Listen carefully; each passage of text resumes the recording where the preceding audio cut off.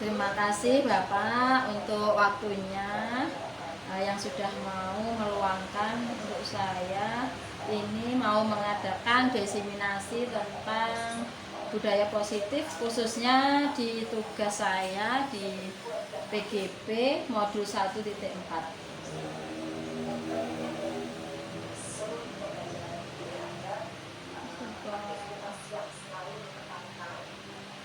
Nah, di sini untuk budaya positif kita mulai dari disiplin positif, yaitu pendekatan untuk menuntun kodrat anak agar berdaya dalam mengontrol dan menguasai diri dalam memilih nilai-nilai kebajikan.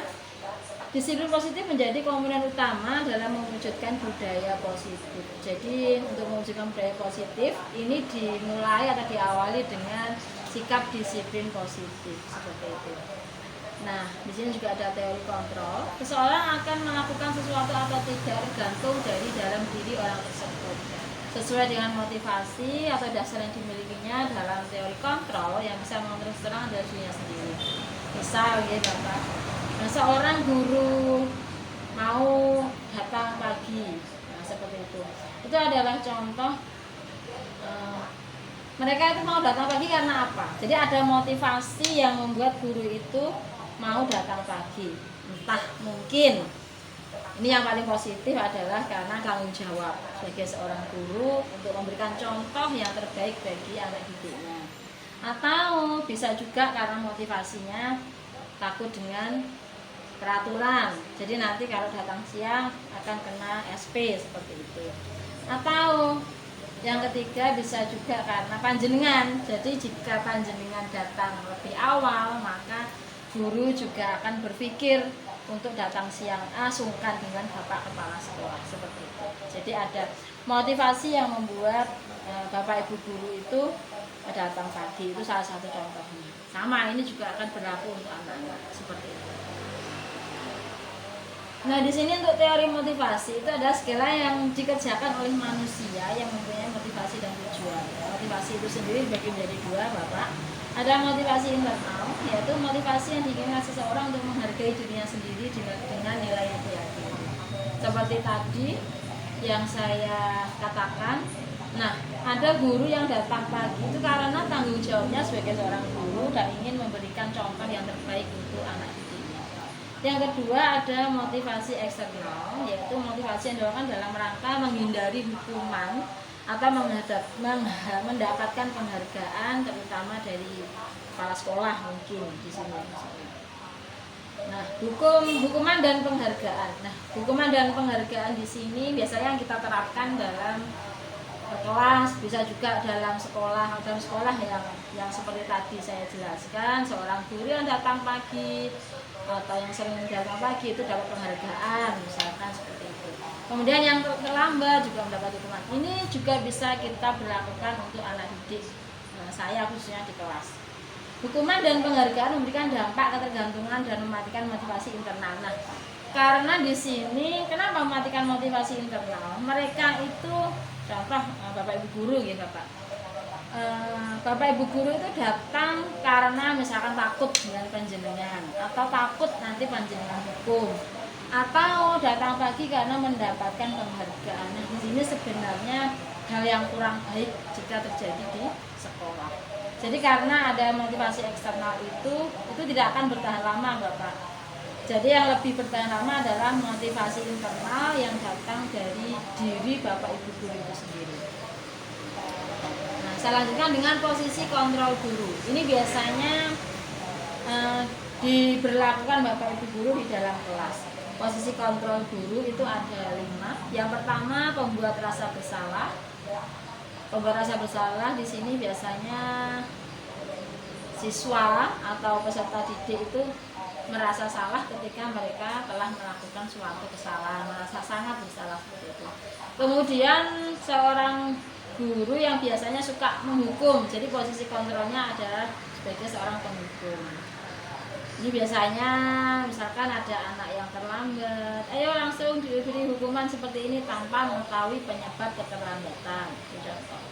Kemudian yang ketiga ada pemantau. Nah, pemantau di sini guru melihat misalkan kesalahan siswa dan di sini guru memantau atau melihat, bukan berarti membiarkan, tidak, tetapi biasanya di sini juga ada bonus atau sedikit teguran dari Bapak Ibu guru. Kemudian posisi kontrol guru sebagai teman. Nah, di sini biasanya guru dan murid itu seperti tidak berjarak atau menganggap siswa adalah teman. Ayolah ini, nah seperti itu. Biasanya diterapkan di kelas-kelas tinggi, itu cocok sekali Bapak. Kemudian yang kelima, posisi kontrol guru sebagai manajer. Nah, sebagai manajer di sini ini yang mungkin nanti akan kita praktekkan di kelas. Jadi guru melihat kesalahan siswa itu bukan suatu yang berhak untuk dihukum atau langsung diberikan hukuman. Jadi kita melihat dulu apa toh kesalahan, mengapa kok sampai siswa itu melakukan sebuah kesalahan. Jadi dicari titik apa ya penyebabnya seperti itu. Nah, di sini kan kita mulai dengan keyakinan kelas. Nah, keyakinan kelas ini kita buat di dalam kelas, Bapak. Nilai-nilai kebajikan yang diyakini warga kelas untuk menumbuhkan motivasi internal dan budaya positif di dalam kelas. Nah, untuk keyakinan kelas ini kita buat biasanya anak-anak itu dengan kalimat negatif. Tidak boleh bermain bola, contoh seperti itu. Tidak boleh makan di dalam kelas. Ini sudah kita ubah menjadi kalimat positif. Contoh misalkan tidak boleh bermain bola, itu bermain di halaman sekolah. Kemudian makan di kantin, nah, seperti itu. Atau tidak boleh membuang sampah di dalam kelas, diganti dengan membuang sampah di tempatnya. Itu dari perubahan keyakinan kelas yang dulu sering kita buat dengan kalimat negatif, sekarang diubah menjadi kalimat positif. Nah, untuk pelaksanaan dari budaya positif itu melalui segitiga restitusi. Apa itu segitiga restitusi? Yaitu proses memperbaiki kesalahan peserta didik agar bisa kembali pada kelompoknya dengan karakter yang lebih kuat dengan menggunakan 3 unsur. Yang pertama yaitu menstabilkan identitas, yang kedua validasi tindakan yang salah, yang ketiga menanyakan keyakinan. Nah, untuk menstabilkan identitas itu mengubah identitas anak dari orang yang gagal melakukan kesalahan menjadi orang yang sukses. Nah, misal seperti ini. Misal si A itu berbuat salah, tidak mengerjakan PR. Nah, di situ guru tidak langsung, ayo si A tidak mengerjakan PR dihukum A, B, C, D, seperti itu tidak. Tetapi guru harus menggali dulu, menstabilkan identitas dulu. Seperti ini. Berbuat salah itu tidak apa-apa. Setiap manusia pasti pernah melakukan kesalahan. Tidak ada manusia yang sempurna. Seperti Bapak Ibu guru juga pernah melakukan kesalahan. Jadi seperti itu. Jadi anak-anak itu seperti apa ya? Mereka tidak sebenarnya bersalah, tetapi dengan bahasa itu mereka merasa oh ya, tidak begitu merasa sangat bersalah seperti itu. Untuk menstabilkan identitasnya. Nah, itu yang kedua, ini validasi tindakan yang salah. Nah, di sini apa yang dilakukan guru? Nah, di sini guru menanyakan, mengapa kok si A itu bisa sampai melakukan kesalahan? Misal tidak mengerjakan PR. Nah, sebabnya apa? Nah, di sini nanti siswa akan menjelaskan mengapa mereka tidak mengerjakan PR seperti itu tadi. Jadi bu guru pertama bilang, ya enggak apa-apa, setiap orang juga pernah melakukan kesalahan. Dilanjutkan dengan pertanyaan berikutnya, mengapa toh sampai tidak mengerjakan PR? Nah, kemudian dilanjutkan dengan yang ketiga yaitu menanyakan keyakinan. Nah, keyakinan atau keyakinan kelas tadi Bapak yang sudah dibuat. Jadi tadi ada tidak buang sampah. Ini berarti tentang mengerjakan tugas dengan tertib seperti itu misal. Nah, setelah anak-anak mengungkapkan penyebab mereka melakukan kesalahan, di situ tugas guru menanyakan apakah masih ingat dengan keyakinan kelas yang sudah kita sepakati. Nah, seperti itu contoh.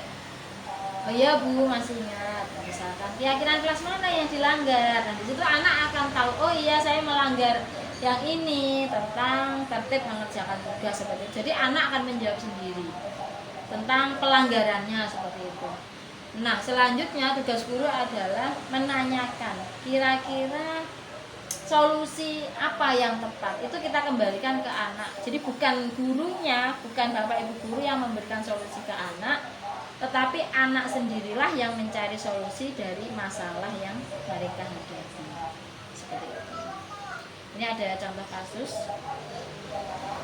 Nadine siswa kelas 5 tiba-tiba makan di dalam kelas saat belum menjelaskan materi pelajaran. Ada contoh videonya Bapak.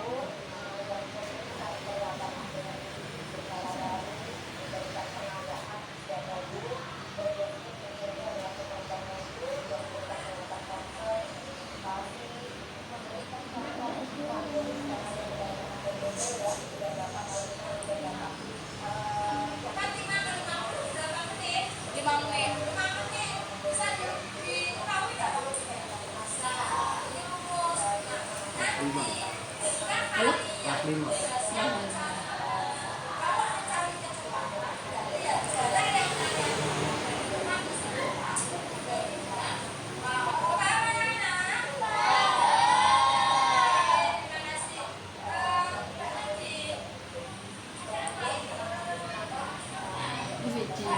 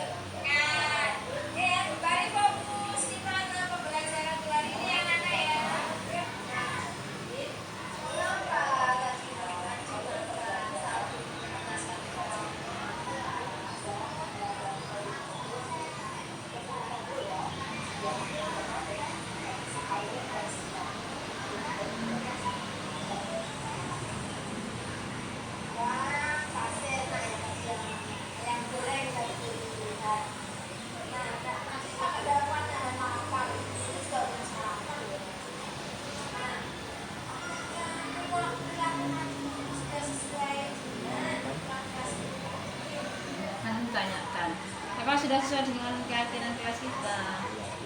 Tidak, belum.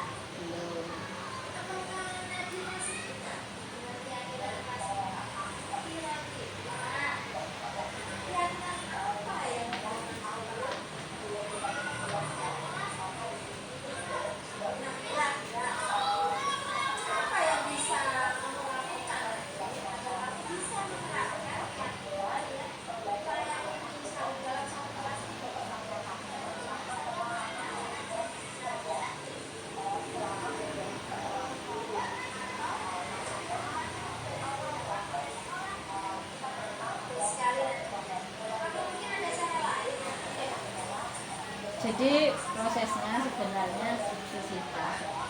Sebenarnya ya sabar, tanya dulu penyebabnya. Salah enggak apa-apa, semua orang juga pernah salah. Terus mengapa kamu melakukan itu? Harusnya sih seperti itu. Ini ilmu yang saya dapat dari PGB ini bagus sih Pak. Ini pernah saya terapkan juga ke anak-anak. Tapi ya tidak semua bisa langsung menjawab seperti itu. Ketika mereka saya tanya, terus solusinya bagaimana? Seperti itu. Itu ya tidak tahu Bu. Tapi sebenarnya guru sendiri jangan kalau bisa tidak memberikan solusi untuk anak.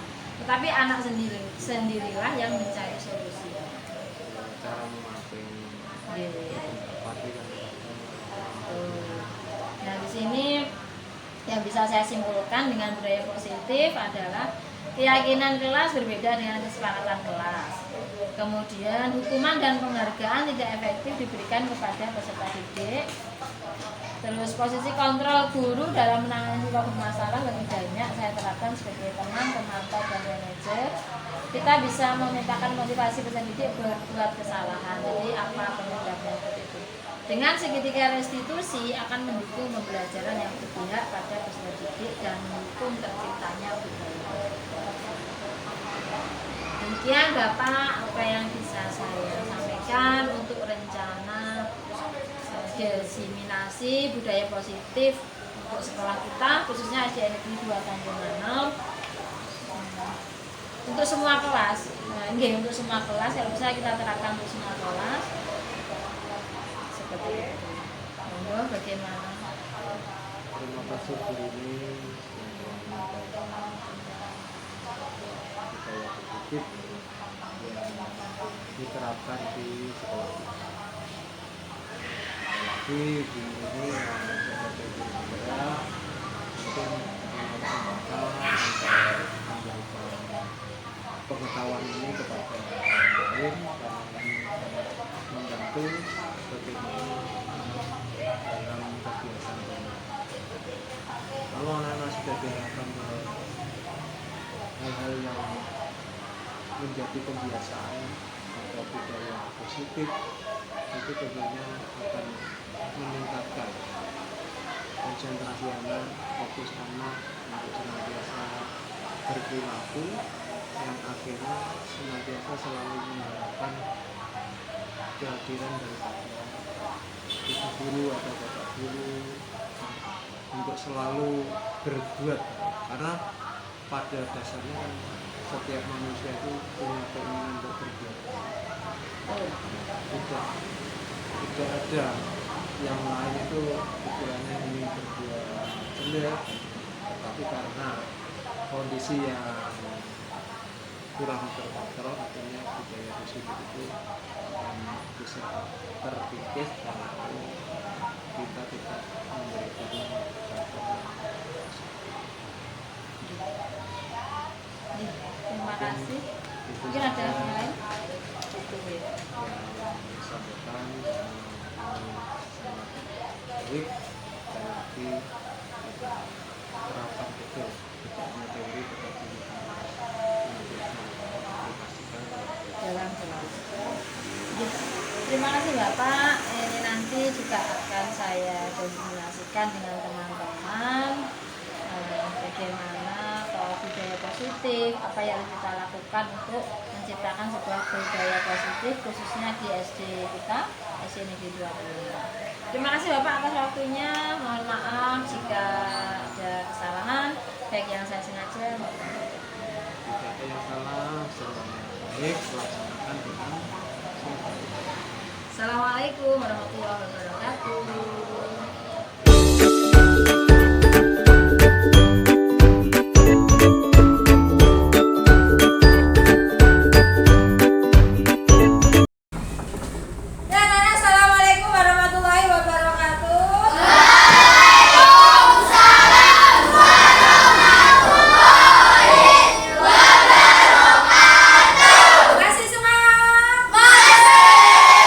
Tunjukkan semangat kalian dengan tepuk semangat.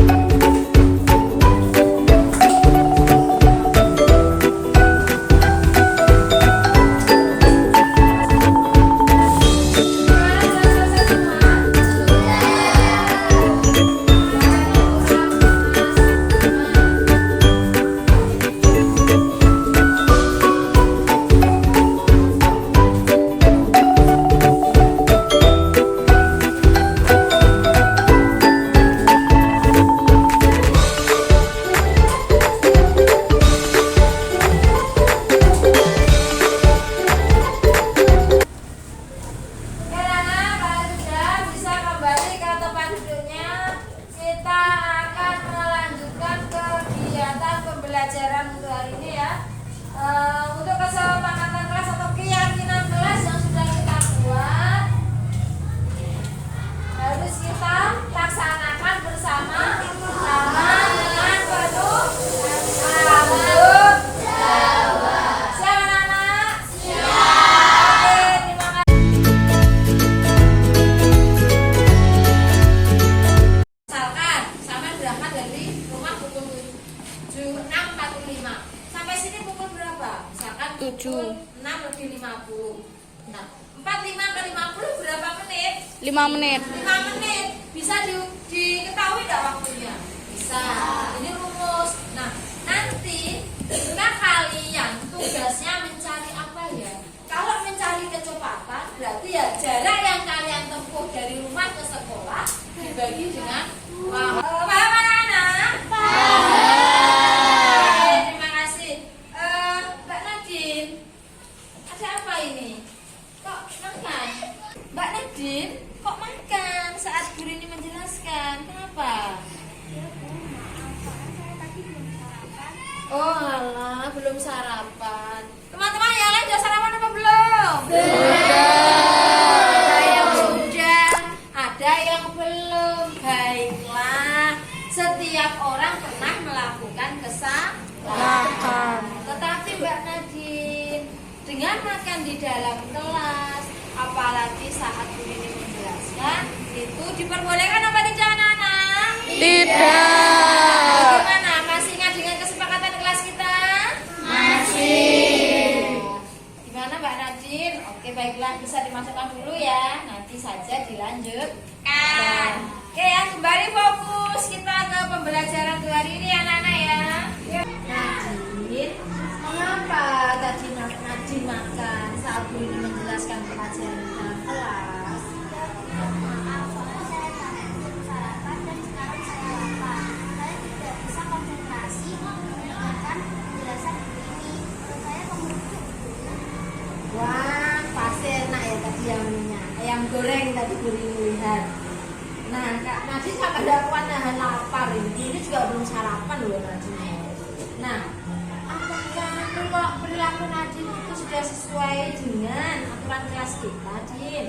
Tidak, soalnya saya makan di dalam kelas saat jam pelajaran berlangsung.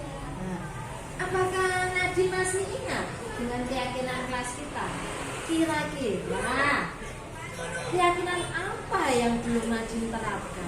Menjaga kebersihan kelas dulu.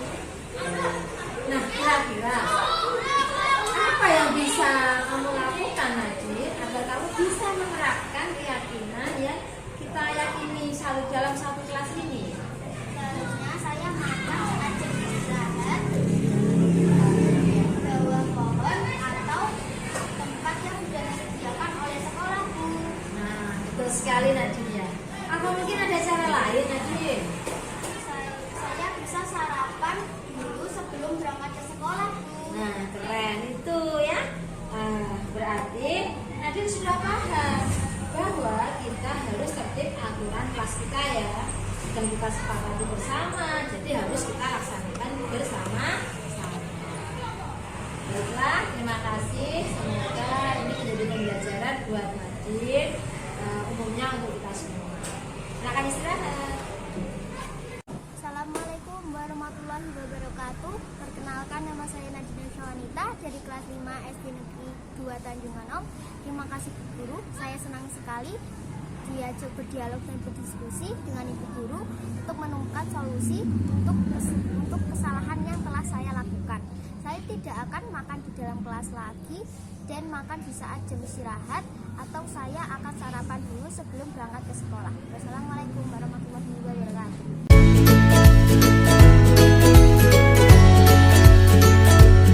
Mbak Nia, kenapa tadi tidak mengerjakan PR? Padahal teman-temannya mengerjakan loh semuanya, semangat. Jadi tugas-tugas yang diberikan guru ini tuh dikerjakan dengan baik. Kemarin saya Baiklah Mbak Nia, setiap orang pasti pernah melakukan kesalahan. Guru ini pun juga tak luput dari kesalahan, pernah melakukan kesalahan. Tetapi nih ya, mengapa kok kemarin itu sampai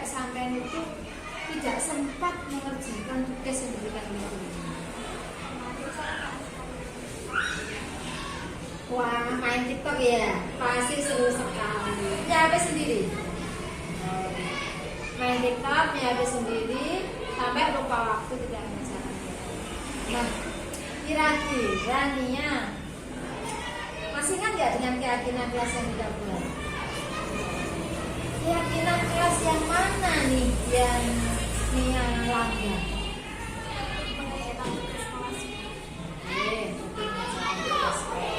Jadi mbaknya sadar ya, maksudnya mengerti dan tahu bahwa sudah melanggar keyakinan kelas.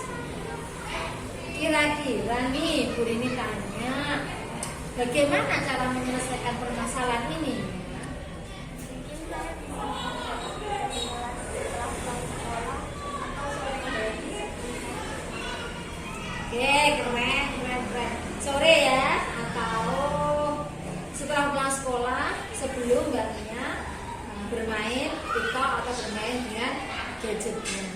Oke, semoga untuk ke depan Mbak Nia bisa mengerjakan tugas-tugas yang diberikan guru ini dengan baik ya. Itu juga bisa mengatur waktu. Jadi kapan harus mengerjakan tugas, kapan Mbak Nia harus bermain dengan gadget. Jadi biar imbang, tidak gadget terus, akhirnya tugas-tugas sekolah terlupakan. Sudah paham ya pokoknya ya. Terima kasih. Tetap semangat ya menjadi siswa yang teladan, siswa yang baik dapat melaksanakan tugas-tugasnya dengan baik. Terima kasih. Saya sudah dulu. Assalamualaikum warahmatullahi wabarakatuh. Perkenalkan, nama saya Putri Agnia Cahaya Diana dari kelas 5 SDN Negeri 2 Tanjunganom. Terima kasih Ibu Guru, saya senang sekali diajak berdialog dan berdiskusi dengan Ibu Guru untuk menemukan solusi untuk permasalahan yang telah saya lakukan. Saya akan berusaha untuk mengerjakan PR setelah pulang sekolah atau di sore hari sebelum saya bermain TikTok. Wassalamualaikum warahmatullahi wabarakatuh.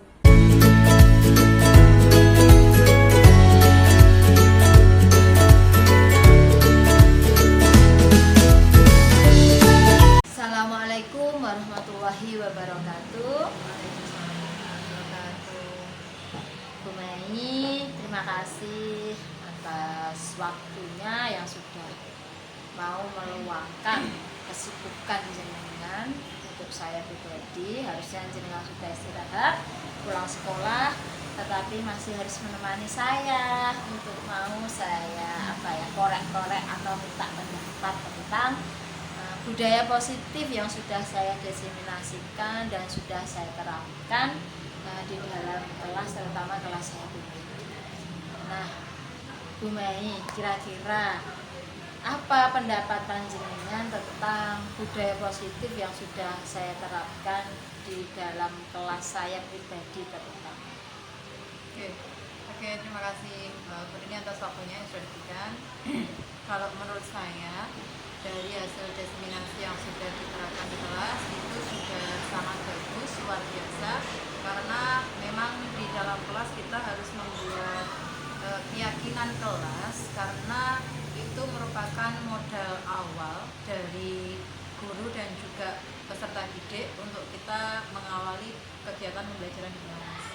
Kemudian yang saya amati, penerapannya itu sudah sangat luar biasa, sudah bagus, mulai dari kesepakatan yang sudah dibuat, kemudian konsekuensinya apa yang akan diterima anak-anak manakala nanti keyakinan itu tidak terlaksana dengan baik, itu juga sudah jelas juga buat anak-anak dan mereka juga memahami.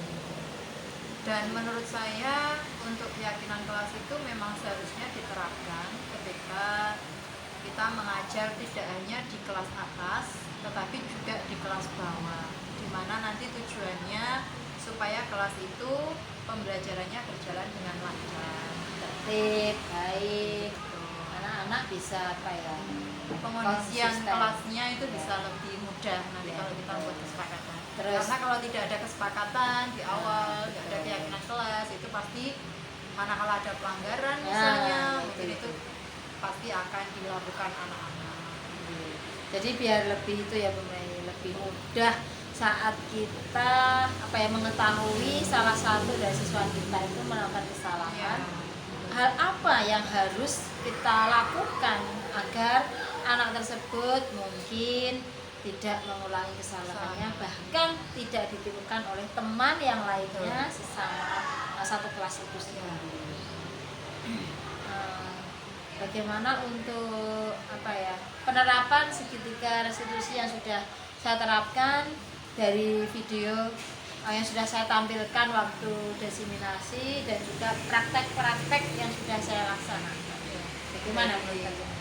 Dari segitiga restitusi itu sudah nampak dari video yang saya amati itu sudah nampak. Jadi ketika seorang anak itu melakukan kesalahan, ya akui saja, tidak apa-apa, karena memang wajar ya ketika kita bertemu dengan teman-teman dalam satu kelas itu mungkin kita melakukan kesalahan. Nah, itu tidak apa-apa, berbuat salah itu tidak apa-apa.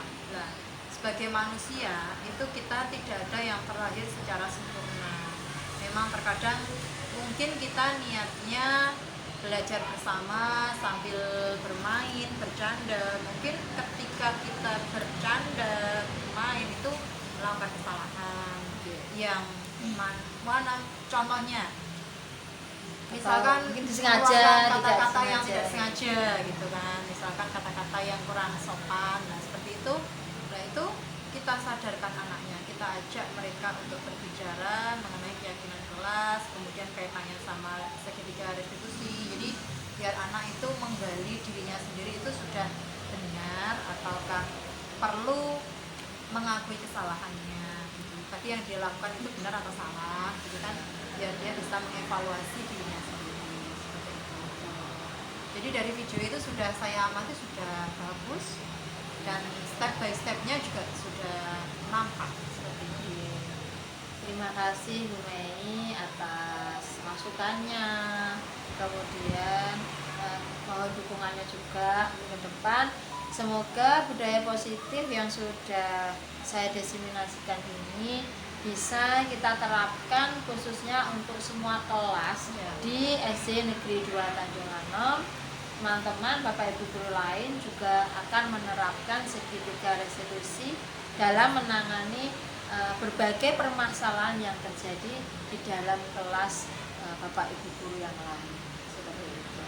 Karena memang kompleksitas anak itu kan di kelas atas dengan kelas bawah. Nah, itu loh. Jadi mungkin beda juga ya keyakinan kelas yang dibentuk di kelas bawah dan juga kelas atas. Kalau untuk contohnya saya pribadi tadi kelas atas Bu Mei, jadi untuk praktek di kelas bawahnya juga ini nanti saya coba ke guru kelas bawah ya, saya coba nanti ngobrol, meminta pendapat juga seperti saya ngobrol dengan panjenengan. Ya, nanti kita sebagai rekan sejawat juga akan mencoba untuk menerapkan keyakinan kelas ini di masing-masing kelas, karena ini memang sangat dibutuhkan dan juga sangat bermanfaat untuk mengawali pembelajaran di kelas kita agar pengondisian anak-anak itu juga lebih mudah di kelas. Terima kasih juga Bu Rini atas desiminasinya, ilmu yang sudah kita terima alhamdulillah sangat bermanfaat dan semoga kedepannya semakin maju dalam mengikuti kegiatan pendidikan angkatan 9. Semoga diberikan kemudahan dan kelancaran ya Bu Mei untuk tugas-tugas saya ke depan. Terima kasih untuk waktunya yang mengganggu waktu istirahat jenengan. Harusnya jenengan sudah pulang tapi masih harus di sini menemani saya. Terima kasih Bu Mei. Sama-sama. Wassalamualaikum warahmatullahi wabarakatuh. Waalaikumsalam warahmatullahi wabarakatuh.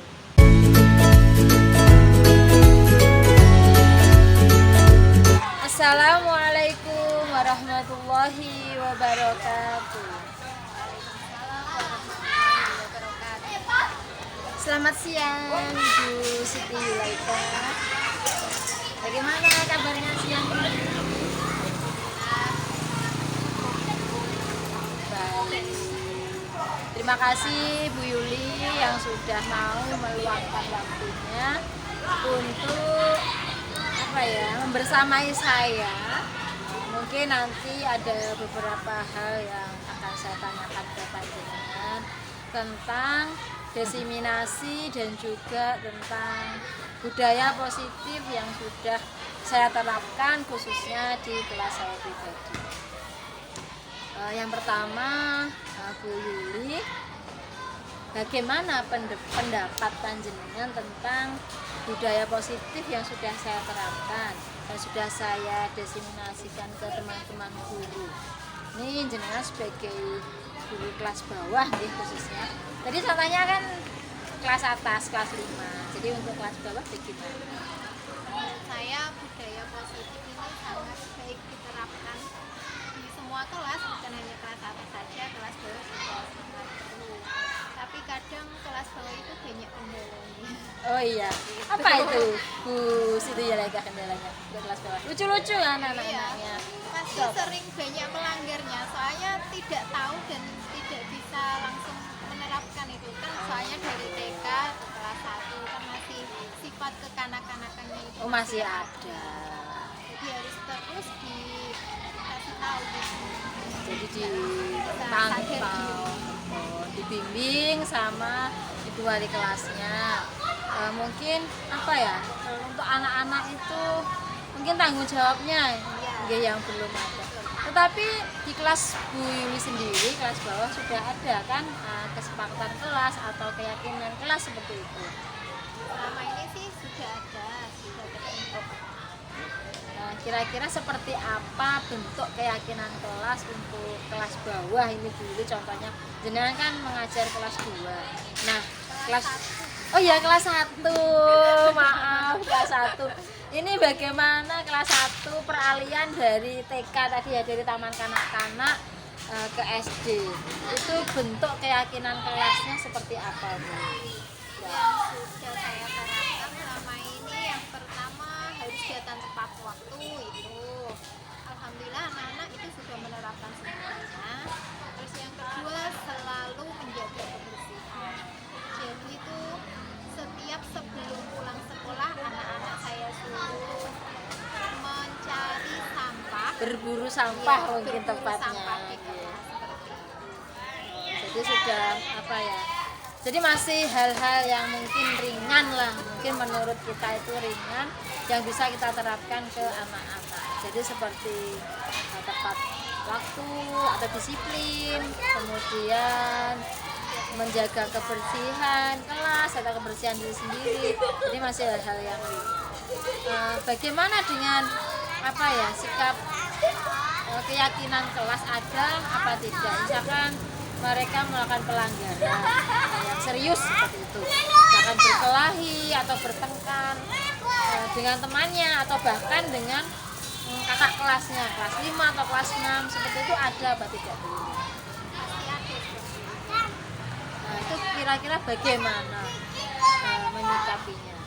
Biasanya anak-anak permasalahannya seperti itu.